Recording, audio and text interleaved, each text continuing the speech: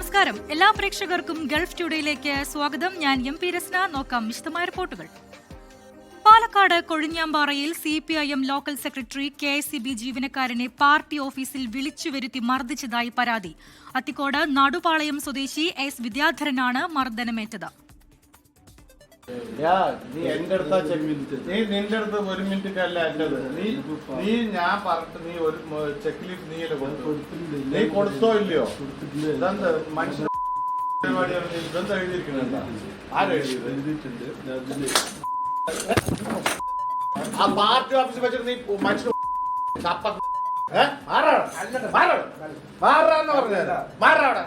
നീ ആരുടെ നീ ഇതാക്കണ്? അവനെ പറ്റിച്ചല്ല നീ എന്നെ പറ്റിക്കാൻ നിൽക്കാണ്. എന്നെ പറ്റിക്കാൻ നിൽക്കാണ് നീ. നിന്റെ ഓഫീസിൽ കയറി തല്ലും ചേര് കണ്ണ കാണണ കാണണ ഞാൻ ചോദിക്കണ. നീ ഈ കാര്യം നീ എന്താ നീ ഉത്തരവാദില്ല. നിന്നെ തല്ലിക്കൊന്നിട്ട് ഉത്തരവാദിത്തം ഞാൻ പറഞ്ഞോളാം. ദൃശ്യങ്ങളുമായി ഷാരിക്ക് ഓഡിയോ സന്ദേശത്തിൽ തന്നെ കടുത്ത ഭീഷണിയാണല്ലോ. എന്തിന്റെ പേരിലായിരുന്നു ഈ മർദ്ദനം? ത്തിൽ തന്നെ കേൾക്കാൻ കഴിയുന്നുണ്ട്. അത്തരത്തിൽ Kozhinjampara CPM local committee secretary NM Arun Prasad KSEB ജീവനക്കാരനായ, അതായത് അത്തിക്കോട് നടുപാളയം സ്വദേശിയായ വിദ്യാധരനെതിരെയാണ് ഇത്തരത്തിൽ വലിയ ഭീഷണി മുഴക്കുന്നത്. 28-ാം തീയതിയാണ് ഉച്ചയോടെയാണ് ഈ സംഭവം ഉണ്ടാകുന്നത്. അതായത് പണമിടപാടിന്റെ പേരിൽ മധ്യസ്ഥത വഹിക്കാൻ പാർട്ടി ഓഫീസിലേക്ക് വിദ്യാധരനെ ഈ NM അരുൺ പ്രസാദ് വിളിച്ചു വരുത്തുകയായിരുന്നു. തുടർന്ന് ഇവർ തമ്മിൽ ഇത് ചർച്ച നടത്തി. ഇതിനിടെ ഇവർ തമ്മിൽ വാക്കേറ്റമുണ്ടായി. തുടർന്നാണ് KSEB ജീവനക്കാരൻ കൂടിയായ വിദ്യാധരനെ NM അരുൺ പ്രസാദ് മർദ്ദിച്ചതെന്ന് പറയുന്നു. ഇദ്ദേഹം ഉടനെ തന്നെ കൊഴിഞ്ഞാമ്പാറ പോലീസിൽ പരാതി നൽകി. പോലീസ് എന്തായാലും NM അരുൺ പ്രസാദിനെതിരെ കേസ് ഇന്ന് രജിസ്റ്റർ ചെയ്തിട്ടുണ്ട്. എന്തായാലും വലിയ രീതിയിലാണ്. അതിനെ തുടർന്നും വീണ്ടും ഈ NM അരുൺ പ്രസാദ് CPMന്റെ ലോക്കൽ കമ്മിറ്റി സെക്രട്ടറിയാണ് അദ്ദേഹം. വീണ്ടും വിദ്യാധരനെ വിളിച്ച് വലിയ രീതിയിൽ ഭീഷണിപ്പെടുത്തുന്ന ഒരു ഓഡിയോ സന്ദേശം കൂടിയാണ് ഇപ്പോൾ പുറത്തു വന്നിരിക്കുന്നത്. രസ്ന. ശരി. പാലക്കാട് കൊഴിഞ്ഞാമ്പാറയിലാണ് CPM ലോക്കൽ സെക്രട്ടറി KSEB ജീവനക്കാരനെ പാർട്ടി ഓഫീസിൽ വിളിച്ചുവരുത്തി മർദ്ദിച്ചതായി പരാതി ഉയർന്നിരിക്കുന്നത്. പാലക്കാട് നിന്ന് ഷാരിഖ് നവാസാണ് വിശദാംശങ്ങൾ നൽകിയത്. അമേരിക്കയുടെ പരാജയത്തിനു ശേഷം ഹോർമുസ് കടലിടുക്കിൽ പുതിയ അധ്യായം പിറവിയെടുക്കുമെന്ന് ഇറാൻ പരമോന്നത നേതാവ് മുജ്തബ ഖമനായി. ഇറാൻ സ്റ്റേറ്റ് മീഡിയയാണ് മുജ്തബയുടെ എഴുതി തയ്യാറാക്കിയ പ്രസ്താവന പുറത്തുവിട്ടത്. മേഖലയിലെ അരക്ഷിതാവസ്ഥയ്ക്കു കാരണം അമേരിക്കയുടെ സൈനിക സാന്നിധ്യമാണെന്നും മേഖലയിലുള്ളത് അമേരിക്കയുടെ പാവതാവളങ്ങളാണെന്നും മുജ്തബ തുറന്നടിച്ചു. നീണ്ട ഇടവേളയ്ക്ക് ശേഷമാണ് ഇറാൻ പരമോന്നത നേതാവ് മുജ്തബ ഖമനിയുടെ പ്രസ്താവന ഇറാൻ സ്റ്റേറ്റ് മീഡിയ പുറത്തുവിട്ടത്. അമേരിക്കയുടെ പരാജയത്തിനു ശേഷം ഹോർമുസ് കടലിടുക്കിൽ പുതിയ അധ്യായം പിറവിയെടുക്കുമെന്നായിരുന്നു ദേശീയ പേർഷ്യൻ ഗൾഫ് ദിനത്തോടനുബന്ധിച്ച് മുജ്തബ എഴുതി തയ്യാറാക്കിയ പ്രസ്താവന. അമേരിക്കയുടെ സഹായമില്ലാത്ത ഭാവിയാണ് ഗൾഫിന് സംഭവിക്കുക. മേഖലയിലെ അരക്ഷിതാവസ്ഥയ്ക്ക് കാരണം അമേരിക്കയുടെ സൈനിക സാന്നിധ്യമെന്നും മേഖലയിലുള്ളത് അമേരിക്കയുടെ പാവത്താവളങ്ങളെന്നും മുജ്തബ തുറന്നടിച്ചു. ഇറാൻ തങ്ങളുടെ ആണവ മിസൈൽ ശേഷികൾ സംരക്ഷിക്കുമെന്നും മുജ്തബ കൂട്ടിച്ചേർത്തു. അതിനിടെ ഹോർമുസ് കടലിടുക്കിലെ സംഘർഷത്തിന്റെ പശ്ചാത്തലത്തിൽ ഇറാനിലേക്ക് 6 കര ഇടനാഴികൾ പാകിസ്ഥാൻ തുറന്നു. പശ്ചിമേഷ്യൻ സംഘർഷത്തിനു പിന്നാലെ ഇറാനിലേക്കുള്ള 3000 ഷിപ്പിംഗ് കണ്ടെയ്നറുകൾ കറാച്ചിയിലും ഗോഡോർ തുറമുഖത്തും കുടുങ്ങിക്കിടക്കുകയാണ്. ഇവ ഇറാനിലെത്തിക്കാനാണ് പുതിയ കര ഇടനാഴി തുറന്നത്. ഇടനാഴി പാകിസ്ഥാനിലെ കറാച്ചി, കാസിം, ഗോഡോർ തുറമുഖങ്ങളെ ഇറാനുമായി ബന്ധിപ്പിക്കുന്നവയാണ്. അതേസമയം ഹോർമുസ് നിയന്ത്രണങ്ങൾ ആഗോള സമ്പദ് വ്യവസ്ഥയെ ശ്വാസം മുട്ടിക്കുന്നതായി UN secretary general Antonio Guterres പറഞ്ഞു. International desk 24. ഖത്തറിലേക്കും ബഹ്റൈനിലേക്കുമുള്ള വിമാന സർവീസുകൾ പുനരാരംഭിച്ച് എയർ ഇന്ത്യ എക്സ്പ്രസ്. ഇന്നു മുതൽ ഇരു രാജ്യങ്ങളിൽ നിന്നും സർവീസ് ഉണ്ടാകും. മറ്റ് ഗൾഫ് രാജ്യങ്ങളിലേക്കുള്ള സർവീസുകൾ വർദ്ധിപ്പിച്ചിട്ടുണ്ട്. പശ്ചിമേഷ്യൻ സംഘർഷത്തിന്റെ പശ്ചാത്തലത്തിൽ ഖത്തറിലേക്കും ബഹ്റൈനിലേക്കുമുള്ള സർവീസുകൾ എയർ ഇന്ത്യ എക്സ്പ്രസ് നിർത്തിവച്ചിരുന്നു. മറ്റ് രാജ്യങ്ങളിലേക്കുള്ള സർവീസുകളും കുറവായിരുന്നു. എന്നാൽ ഇന്നു മുതൽ ഖത്തറിലേക്കും ബഹ്റൈനിലേക്കുമുള്ള സർവീസുകൾ പുനരാരംഭിച്ചിട്ടുണ്ട്. ബഹ്റൈനിൽ നിന്ന് കണ്ണൂരിലേക്കും കോഴിക്കോടേക്കുമാകും സർവീസ് ഉണ്ടാവുക. ദോഹയിൽ നിന്ന് കൊച്ചി, കോഴിക്കോട് സർവീസുകൾ ഉണ്ടാകും. മറ്റ് ഗൾഫ് രാജ്യങ്ങളിലേക്കുള്ള സർവീസുകളും വർദ്ധിപ്പിച്ചിട്ടുണ്ട്. പശ്ചിമേഷ്യൻ രാജ്യങ്ങളെ കണക്ട് ചെയ്ത് പ്രതിദിനം 40-ലേറെ സർവീസുകളാണ് എയർ ഇന്ത്യ എക്സ്പ്രസ് നടത്തുന്നത്. കേരളത്തിൽ നിന്നുള്ള യാത്രക്കാർക്ക് കൂടുതൽ സൗകര്യപ്രദമാകുന്ന തരത്തിലാണ് സർവീസുകൾ ക്രമീകരിച്ചിട്ടുള്ളത്. 4 വിമാനത്താവളങ്ങളിൽ നിന്നും UAEയിലെ വിവിധ എയർപോർട്ടുകളിലേക്ക് സർവീസുണ്ട്. ബലിപെരുന്നാൾ അടുത്തതോടെ പ്രവാസികൾക്ക് ആശ്വാസകരമായ തീരുമാനമാണ് ഉണ്ടായിരിക്കുന്നത്. 24 ദുബായ്. ഇറാനെ ഇറാനെതിരായ യുദ്ധത്തിന് ഇതുവരെ ചെലവായത് $2,500 കോടി എന്ന് അമേരിക്കൻ പ്രതിരോധ മന്ത്രാലയം. ഇന്ത്യൻ രൂപയിലാക്കിയാൽ ഇത് 2 ലക്ഷം കോടിയിലേറെ രൂപ വരും. ഇറാന്റെ അടിസ്ഥാന സൗകര്യങ്ങൾക്ക് നേരെ അമേരിക്കൻ സേന ശക്തമായ ആക്രമണം പദ്ധതിയിടുന്നുവെന്ന റിപ്പോർട്ടുകളും പുറത്തുവന്നു. സംഘർഷത്തിന്റെ പശ്ചാത്തലത്തിൽ ആഗോള വിപണിയിൽ എണ്ണവില ഉയരുകയാണ്. ക്രൂഡ് ഓയിൽ വില ബാരലിന് $120 കടന്നു. യുദ്ധത്തിനായി അമേരിക്ക ഇതുവരെ $2,500 കോടി ചെലവഴിച്ചുവെന്ന് പെന്റഗൺ ഉദ്യോഗസ്ഥനായ ജൂൾസ് ഹെയ്സ്റ്റ് ഇന്നലെയാണ് UN കോൺഗ്രസിന്റെ ഹൌസ് ആൻഡ് സർവീസസ് കമ്മിറ്റിക്ക് മുന്നിൽ വെളിപ്പെടുത്തിയത്. ദശലക്ഷക്കണക്കിന് അമേരിക്കക്കാരുടെ ആരോഗ്യ സംരക്ഷണത്തിനായി ചെലവഴിക്കേണ്ട തുകയാണ് ട്രംപ് യുദ്ധത്തിൽ ചെലവഴിച്ചതെന്ന് ഡെമോക്രാറ്റുകൾ കടുത്ത വിമർശനമുയർത്തി. നാവിക ഉപരോധമാണ് നേരിട്ടുള്ള സൈനിക നടപടികളെക്കാൾ ഫലപ്രദമെന്നും ഉപരോധം ഇറാനെ ശ്വാസം മുട്ടിക്കുന്നുവെന്നും അമേരിക്കൻ പ്രസിഡന്റ് ട്രംപ് പറഞ്ഞു. ആണവ വിഷയത്തിൽ ഇറാനിൽ നിന്നും ഉറപ്പ് ലഭിക്കാതെ ഉപരോധം പിൻവലിക്കില്ലെന്നും ട്രംപ് വ്യക്തമാക്കിയിട്ടുണ്ട്. അമേരിക്ക നാവിക ഉപരോധം തുടർന്നാൽ കനത്ത തിരിച്ചടി നേരിടേണ്ടി വരുമെന്ന് ഇറാൻ സൈന്യം മുന്നറിയിപ്പ് നൽകി. അതിനിടെ ഇറാന്റെ അടിസ്ഥാന സൗകര്യങ്ങൾക്ക് നേരെ ശക്തമായ ആക്രമണമാണ് അമേരിക്കൻ സൈന്യം പദ്ധതിയിടുന്നതായ റിപ്പോർട്ടുകളുണ്ട്. ഉപരോധം തുടരുമെന്ന ട്രംപിന്റെ പ്രഖ്യാപനം മൂലം ബ്രന്റ് ക്രൂഡ് വില 122 ഉയർന്നു. ഇറാൻ വിദേശകാര്യമന്ത്രി അബ്ബാസ് അരക്ചിയുടെ റഷ്യൻ സന്ദർശനത്തിന് പിന്നാലെ റഷ്യൻ പ്രസിഡന്റ് വ്ളാദിമിർ പുടിനും ട്രംപും 1.5 മണിക്കൂറോളം ഫോണിൽ സംസാരിച്ചു. $50 കോടി ഇറാനിയൻ ക്രിപ്റ്റോ കറൻസി ആസ്തി അമേരിക്ക പിടിച്ചെടുത്തതായി US treasury secretary Scott Bessent വ്യക്തമാക്കി. ഓപ്പറേഷൻ ഇക്കണോമിക് ഫ്യൂറി ഇറാനെ കടുത്ത പ്രതിസന്ധിയിലാക്കിയെന്നും സ്കോട്ട് ബെസന്റ് പറഞ്ഞു. International desk 24. UAEയിൽ പെട്രോൾ വില കൂടി. 3 തരം പെട്രോളിനും 27 ഫിൽസ് വീതമാണ് വർദ്ധിച്ചത്. ഡീസൽ വിലയിൽ മാറ്റമില്ല. UAE ഫ്യുവൽ പ്രൈസിംഗ് കമ്മിറ്റിയാണ് ഓരോ മാസവും അവസാനം അടുത്ത മാസത്തേക്കുള്ള പെട്രോൾ ഡീസൽ വില തീരുമാനിക്കുന്നത്. ഇന്നു ചേർന്ന യോഗത്തിൽ മെയ് മാസത്തെ വിലയിൽ തീരുമാനമെടുത്തു. നാളെ മുതൽ പെട്രോൾ നിരക്കിൽ വർധനവുണ്ടാകും. 3 തരം പെട്രോളിനും 27 ഫിൽസ് കൂട്ടിയിട്ടുണ്ട്. സൂപ്പർ 98 പെട്രോൾ ലിറ്ററിന് 3.66 ദിർഹമാണ് നാളെ മുതൽ നൽകേണ്ടത്. ഈ മാസം ഇത് 3.39 ദിർഹമായിരുന്നു. 3.28 ദിർഹമായിരുന്ന സ്പെഷ്യൽ 95 പെട്രോളിന് ഇനി മുതൽ 3.55 ദിർഹം നൽകണം. E+ പെട്രോൾ നിരക്ക് 3.20 നിന്ന് 3.48 ദിർഹമായി ഉയർത്തി. ഡീസൽ വിലയിൽ മാറ്റമില്ല. കഴിഞ്ഞ മാസം 35% വർധനവാണ് പെട്രോൾ ഡീസൽ നിരക്കിലുണ്ടായത്. ഹോർമുസ് കടലിടുക്ക് തുറന്നാൽ മാത്രമേ പെട്രോൾ ഡീസൽ നിരക്ക് കുറയുകയുള്ളൂ. ഒപെക്+ കൂട്ടായ്മകളിൽ നിന്ന് UAE പിന്മാറിയത് എണ്ണവിലയിൽ എങ്ങനെ പ്രതിഫലിക്കുമെന്ന് അടുത്ത മാസത്തോടെ വ്യക്തമാകും. ഈ തീരുമാനം ഭാവിയിൽ എണ്ണവില കുറയ്ക്കാൻ കാരണമാകുമെന്നാണ് കരുതുന്നത്. 24 ദുബായ്.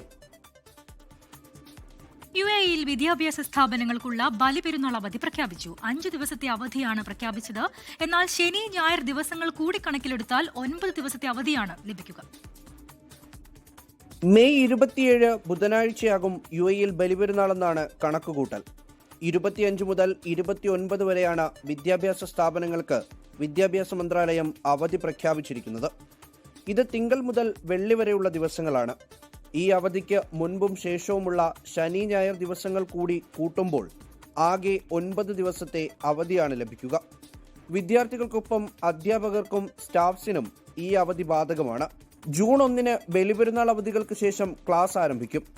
ജൂലൈ 3 UAE സർക്കാരിന് കീഴിലുള്ള സ്കൂളുകളിൽ അധ്യയന വർഷം അവസാനിക്കും. അതിനു മുൻപ് പരീക്ഷകൾ നടക്കുന്ന തീയതികളും പ്രഖ്യാപിച്ചിട്ടുണ്ട്. മോക്ക് ടെസ്റ്റുകൾ ജൂൺ 15, 16 തീയതികളിലാണ്. ജൂൺ 24 മുതൽ ജൂലൈ 3 വരെ വാർഷിക പരീക്ഷയും. റിസൾട്ടുകൾ ജൂലൈ 20 പ്രഖ്യാപിക്കും. 24 ദുബായ്. കേരളത്തിൽ നിന്നുള്ള ആദ്യ ഹജ്ജ് വിമാന സർവീസ് സൗദിയിലെത്തി. ഇന്ത്യൻ കോൺസൽ ജനറലിന്റെ നേതൃത്വത്തിൽ ജിദ്ദയിൽ ഊഷ്മളമായ വരവേൽപ്പാണ് തീർത്ഥാടകർക്ക് ലഭിച്ചത്. ജിദ്ദയിൽ നിന്നും തീർത്ഥാടകർ റോഡ് മാർഗം മക്കയിലേക്ക് പോയി. ജിദ്ദ വിമാനത്താവളത്തിൽ നിന്നും ജലീൽ കണ്ണമംഗലം തയ്യാറാക്കിയ റിപ്പോർട്ട് കാണാം. കേരളത്തിൽ നിന്നുള്ള ഹജ്ജ് വിമാന സർവീസ് ആരംഭിച്ചിരിക്കുകയാണ്. ആദ്യ വിമാനത്തിൽ ഫൈനാസ് വിമാനത്തിൽ 400-ലധികം തീർത്ഥാടകരാണ് ഉണ്ടായിരുന്നത്. ജിദ്ദ വിമാനത്താവളത്തിൽ തീർത്ഥാടകർക്ക് ഊഷ്മളമായ വരവേൽപ്പാണ് ലഭിച്ചത്. Indian consul general Fahad Ahmed Khan Suri, അതോടൊപ്പം തന്നെ ഹജ്ജ് കോൺസലും സൗദി ഹജ്ജ് ഉംറ മന്ത്രാലയം ഉദ്യോഗസ്ഥരും മലയാളികളായ സന്നദ്ധ പ്രവർത്തകരെല്ലാം ചേർന്നാണ് തീർത്ഥാടകരെ സ്വീകരിച്ചത്.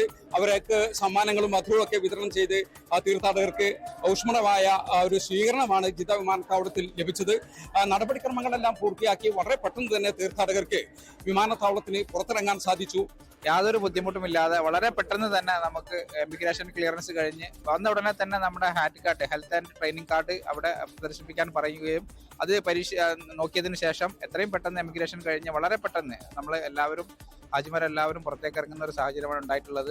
ലഗേജുകൾ എടുക്കാതെ ഐഡന്റിഫൈ ചെയ്യാതെ നേരിട്ട് തന്നെ അവരുടെ ലഗേജുകൾ മക്കയിലെ താമസ സ്ഥലത്ത് എത്തിക്കും. ഇവിടെ നിന്ന് ജിദ്ദ വിമാനത്താവളത്തിൽ നിന്ന് തീർത്ഥാടകർ നേരിട്ട് റോഡ് മാർഗം മക്കയിലേക്ക് പോകും. മക്കയിൽ ഉംറ നിർവഹിച്ച് ഹജ്ജ് കർമ്മങ്ങൾ കഴിയുന്നത് വരെ മക്കയിലാണ് ഈ തീർത്ഥാടകർ താമസിക്കുക. അള്ളാഹുവിന്റെ അപാരമായ അനുഗ്രഹത്തിലാണ് ഇവിടെ എത്തിയത്. ഇവിടെ നല്ല സ്വീകരണമാണ്. എല്ലാവരും നമ്മളെ ഇതൊക്കെ സ്വീകരിച്ച് എന്താ പറയുക, ഒരുപാട് സന്തോഷം. അള്ളാഹുവിന്റെ അനുഗ്രഹമാണ്. അൽഹംദുലില്ലാ. ഒന്നും പറയാൻ കിട്ടില്ല സത്യം പറഞ്ഞ ഇവിടെ എത്തുന്ന സമയത്ത് വാക്കുകളില്ല. എന്തായാലും എല്ലാവരെയും ഞങ്ങൾ പ്രാർത്ഥനയിൽ ഉൾപ്പെടുത്തും. ഹജ്ജ് കർമ്മങ്ങൾക്ക് ശേഷം തീർത്ഥാടകർ 8 ദിവസത്തെ സന്ദർശനത്തിനായി മദീനയിലേക്ക് പോകും. മദീനയിൽ 8 ദിവസത്തെ സന്ദർശനം പൂർത്തിയാക്കി മദീനയിൽ നിന്നായിരിക്കും മലയാളികളായ കേരള ഹജ്ജ് കമ്മിറ്റി വഴിയുള്ള തീർത്ഥാടകരുടെ നാട്ടിലേക്കുള്ള മടക്കയാത്ര. ജിദ്ദ വിമാനത്താവളത്തിൽ നിന്നും ജലീൽ കണ്ണമംഗലം, 24. ഔദ്യോഗിക പെർമിറ്റ് ഇല്ലാതെ ഹജ്ജ് ചെയ്യുന്നത് മതപരമായി നിഷിദ്ധമാണെന്ന് സൗദി ഉന്നത പണ്ഡിത സഭ. അനുമതിയില്ലാതെ ഹജ്ജിന് ശ്രമിക്കുന്നത് പാപമാണെന്ന് രാജ്യത്തെ ഏറ്റവും ഉയർന്ന പണ്ഡിത സഭ പുറത്തിറക്കിയ പ്രസ്താവനയിൽ പറയുന്നു. സൗദി ഗ്രാൻഡ് മുഫ്തി ഉൾപ്പെടെ 19ഓളം പ്രമുഖ പണ്ഡിതന്മാരാണ് ഈ സുപ്രധാന പ്രസ്താവനയിൽ ഒപ്പുവെച്ചിരിക്കുന്നത്. തീർത്ഥാടകരുടെ സുരക്ഷയും സൗകര്യവും മുൻനിർത്തി സൗദി ഭരണകൂടം ഏർപ്പെടുത്തിയ ഹജ്ജ് നിയന്ത്രണങ്ങൾക്ക് മതപരമായ വലിയ പ്രാധാന്യമുണ്ടെന്ന് പണ്ഡിത സഭ വ്യക്തമാക്കുന്നു. ഹജ്ജ് പെർമിറ്റ് അഥവാ തെസ്രീയില്ലാതെ പുണ്യഭൂമിയിലേക്ക് വരുന്നത് ഭരണാധികാരികളുടെ ഉത്തരവിനെ ലംഘിക്കലാണ്. ഇത് ഇസ്ലാമിക നിയമപ്രകാരം വലിയ പാപമാണെന്ന് കൌൺസിൽ ഓർമ്മിപ്പിച്ചു. സൗദി ഗ്രാൻഡ് മുഫ്തി ഉൾപ്പെടെ സഭയിലെ 19 പ്രമുഖ പണ്ഡിതന്മാരാണ് ഈ പ്രസ്താവനയിൽ ഒപ്പുവെച്ചിരിക്കുന്നത്. Sheikh Abdul Aziz bin Abdullah Al Sheikh, Sheikh Saleh bin Fawzan, Sheikh Abdullah Al Sheikh, Sheikh Saleh bin Abdullah bin Humaid തുടങ്ങി ലോക പ്രശസ്തരായ പണ്ഡിതർ ഇതിൽ ഉൾപ്പെടുന്നു. ഹജ്ജ് പെർമിറ്റ് ലഭിക്കാത്തവർ ഹജ്ജ് നിർവഹിക്കാൻ ശേഷിയില്ലാത്തവരുടെ ഗണത്തിലാണ് ഉൾപ്പെടുക. ഇസ്ലാമിലെ 5ാം കടമയായ ഹജ്ജ് നിർബന്ധമാകാൻ ശാരീരികവും സാമ്പത്തികവുമായ ശേഷിയോടൊപ്പം നിയമപരമായ അനുമതിയും വേണമെന്ന് ഇവർ വ്യക്തമാക്കുന്നു. പെർമിറ്റ് ഇല്ലാതെ ഹജ്ജിനെത്തുന്നത് വലിയ തിരക്കിനും തിക്കും മൂലമുള്ള അപകടങ്ങൾക്കും കാരണമാകുന്നുണ്ട്. മറ്റൊരാളുടെ ജീവനും സുരക്ഷയ്ക്കും ഭീഷണിയാകുന്ന ഇത്തരം പ്രവർത്തികൾ ഇസ്ലാമിക തത്വങ്ങൾക്ക് വിരുദ്ധമാണ്. ആഭ്യന്തര മന്ത്രാലയം, ഹജ്ജുംറ മന്ത്രാലയം എന്നിവർ സമർപ്പിച്ച സുരക്ഷാ സേവന റിപ്പോർട്ടുകൾ വിശദമായി പഠിച്ച ശേഷമാണ് കൌൺസിൽ ഈ തീരുമാനമെടുത്തത്. വിശ്വാസികൾ ഹജ്ജിന്റെ പവിത്രത കാത്തുസൂക്ഷിക്കണമെന്നും ഭരണകൂടത്തിന്റെ ക്രമീകരണങ്ങളോട് സഹകരിച്ച് സമാധാനപരമായ അന്തരീക്ഷത്തിൽ കർമ്മങ്ങൾ പൂർത്തിയാക്കണമെന്നും പ്രസ്താവനയിൽ ആവശ്യപ്പെടുന്നു. ജലീൽ കണ്ണമംഗലം, 24, ജിദ്ദ. പുതുഹൃദയത്തിന്റെ സ്പന്ദനവുമായി അമാന വീണ്ടും അക്ഷരങ്ങളുടെ ലോകത്തേക്ക് ചുവടുവയ്ക്കും. ദുബായിൽ 9ാം ക്ലാസ് വിദ്യാർത്ഥിനിയായ അമാനയാണ് ഹൃദയം മാറ്റിവെക്കൽ ശസ്ത്രക്രിയയ്ക്ക് വിധേയയായി ജീവിതത്തിലേക്ക് തിരികെ എത്തിയത്. ഡോക്ടർ ജോസ് ചാക്കോ പെരിയപ്പുറത്തിന്റെ നേതൃത്വത്തിൽ എറണാകുളം ലിസി ആശുപത്രിയിലായിരുന്നു വിജയകരമായ ഹൃദയമാറ്റിവെക്കൽ ശസ്ത്രക്രിയ.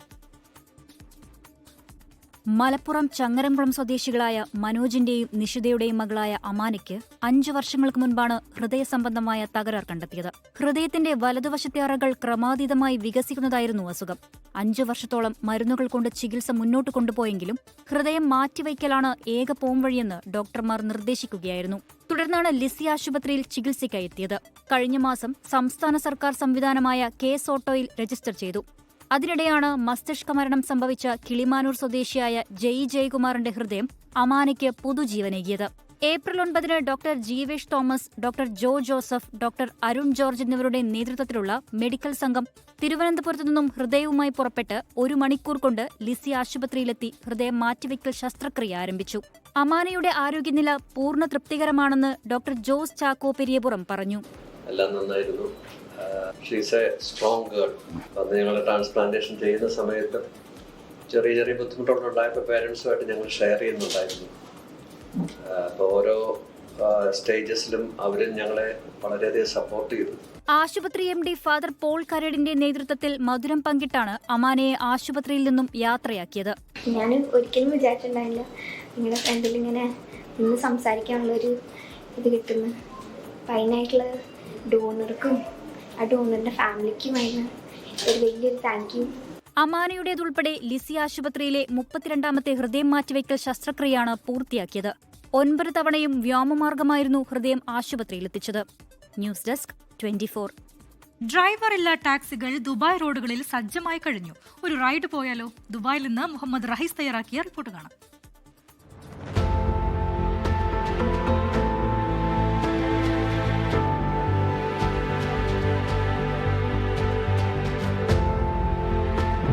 ഞാനിപ്പോൾ ഉള്ളത് ഓൺ പാസീവ് മെട്രോ സ്റ്റേഷൻ അരികിലാണ്. ഇന്നൊരു പ്രത്യേക തരം യാത്ര എക്സ്പീരിയൻസ് ചെയ്യാനാണ് ഇവിടെ വന്നിരിക്കുന്നത്. ദുബായിൽ വന്നതിന് ശേഷം മെട്രോയിൽ യാത്ര ചെയ്തു, ബസ്സിൽ യാത്ര ചെയ്തു, ഒപ്പം തന്നെ അങ്ങനെ പല എക്സ്പീരിയൻസും ഉണ്ടായിട്ടുണ്ടെങ്കിലും ഇന്നത്തേതൊരു വെറൈറ്റിയാണ്. ഡ്രൈവർ ഇല്ലാത്ത ടാക്സിയിലാണ് നമ്മൾ ഇന്ന് യാത്ര ചെയ്യാൻ പോകുന്നത്.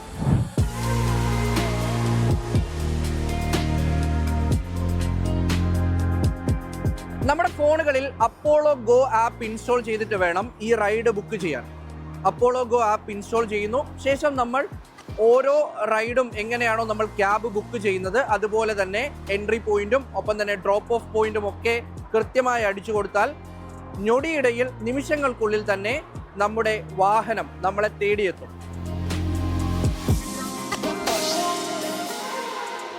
അപ്പോൾ നമ്മൾ ബുക്ക് ചെയ്തിട്ടുള്ള റോബോ ടാക്സി വന്നിട്ടുണ്ട്. റോബോ ടാക്സിയിൽ ഒരു സഹായി ഉണ്ട്, പക്ഷേ ഡ്രൈവിംഗ് സീറ്റിൽ ആരുമില്ല. നമ്മുടെ അവസാന 4 നമ്പർ, മൊബൈൽ നമ്പറിന്റെ അവസാന 4 അക്കം പ്രസ് ചെയ്താൽ മാത്രമേ ഇത് ഓപ്പൺ ചെയ്ത് നമുക്ക് അകത്ത് കയറാൻ കഴിയുള്ളൂ.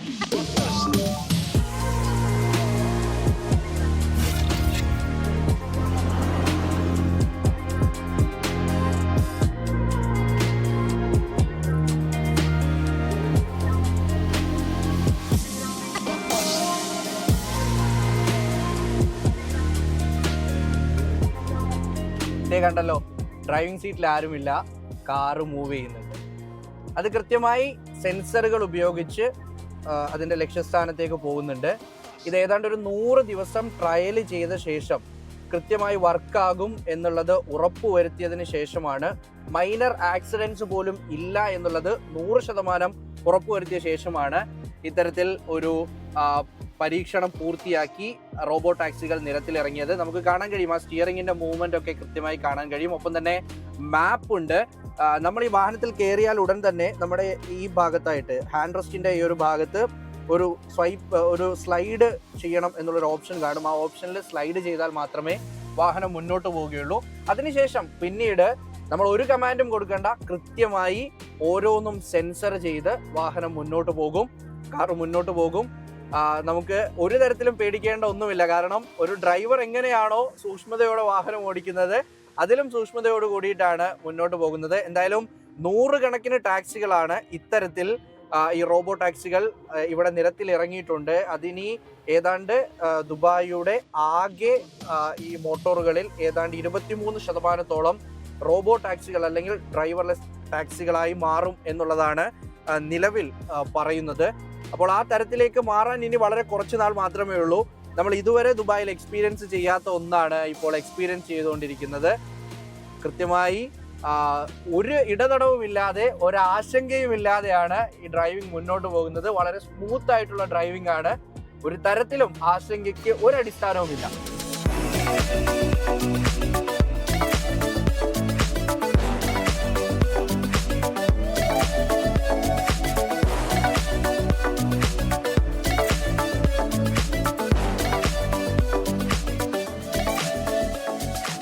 ടാക്സി ഇപ്പോൾ മുന്നോട്ട് പോകുന്നത് 70 കിലോമീറ്റർ സ്പീഡിലാണ്. സ്ഥിരമായി 60-70 കിലോമീറ്റർ സ്പീഡിൽ ഇങ്ങനെ മുന്നോട്ട് പോകാറുണ്ട്. ഇനി മുന്നിൽ വാഹനം ഉണ്ടെങ്കിൽ അത് കൃത്യമായി സെൻസ് ചെയ്ത് സ്പീഡ് കുറയ്ക്കാറുണ്ട്, വളവൊക്കെ കൃത്യമായി തിരിയാറുണ്ട്. അങ്ങനെ എല്ലാം പക്ക ഒരു പ്രൊഫഷണൽ ഡ്രൈവർ എങ്ങനെയാണോ വാഹനം ഓടിക്കുന്നത് അതുപോലെ തന്നെ കൃത്യമായ നിയമങ്ങളൊക്കെയും പാലിച്ച് വാഹനം മുന്നോട്ട് പോവുകയാണ്.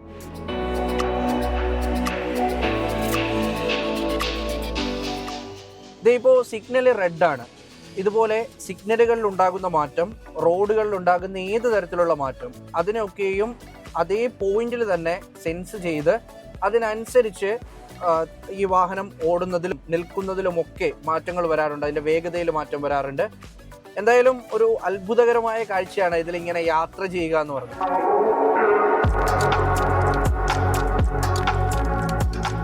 സെൻസേഴ്സ്, ക്യാമറ, ലിഡാർ, ഒപ്പം തന്നെ AI, ഇതിൻ്റെ ഒക്കെയും ഒരു കോമ്പിനേഷനാണ് ശരിക്കും ഈ റോബോ ടാക്സിയുടെ വർക്കിങ്ങിന് പിന്നിൽ.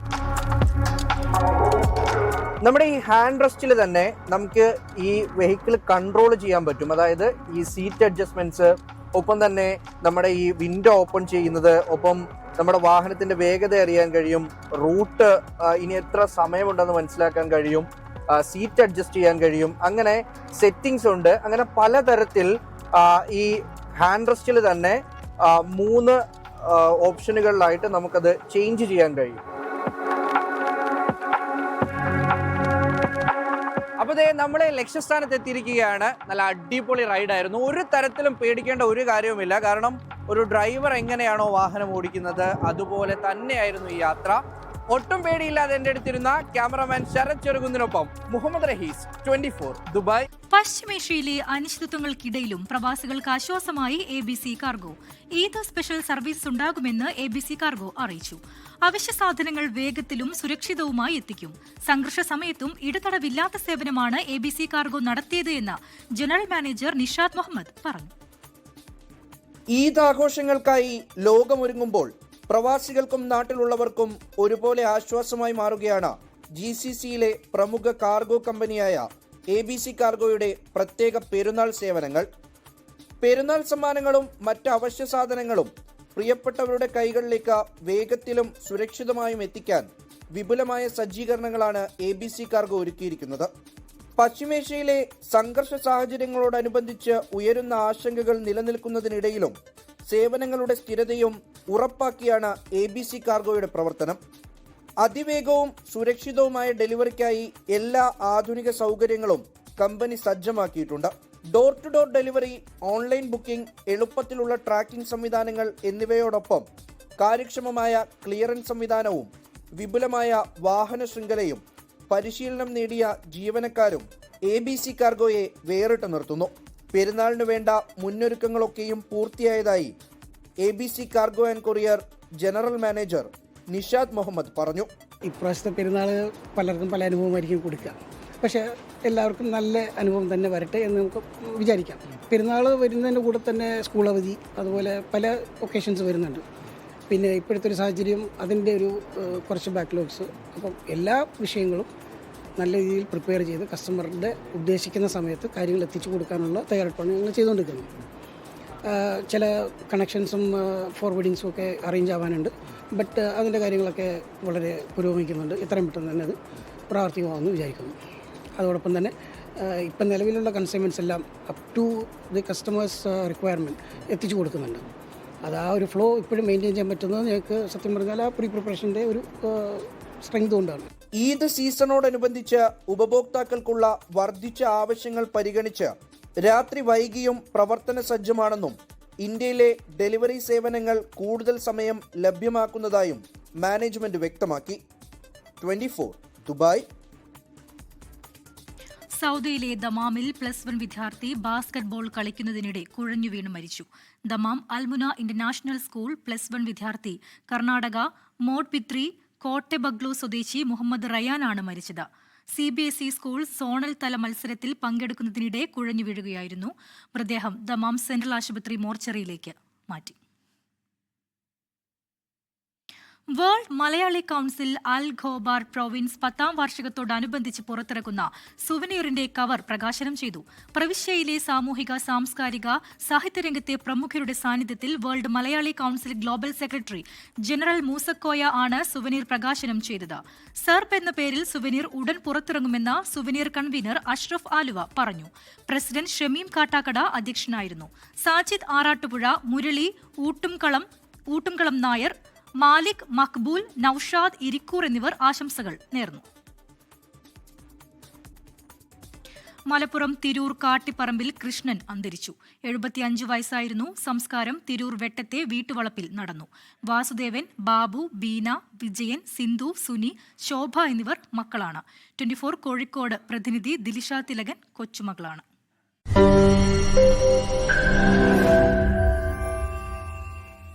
ലോകത്തെവിടെയായാലും ഏത് സമയത്തും 24 വാർത്തകളും ഓഗ്മെന്റഡ് റിയാലിറ്റി പാക്കേജുകളും എക്സ്പ്ലെയിനറുകളും വിശദമായി കാണാൻ ഞങ്ങളുടെ യൂട്യൂബ് ചാനൽ നിങ്ങൾക്ക് സബ്സ്ക്രൈബ് ചെയ്യാം.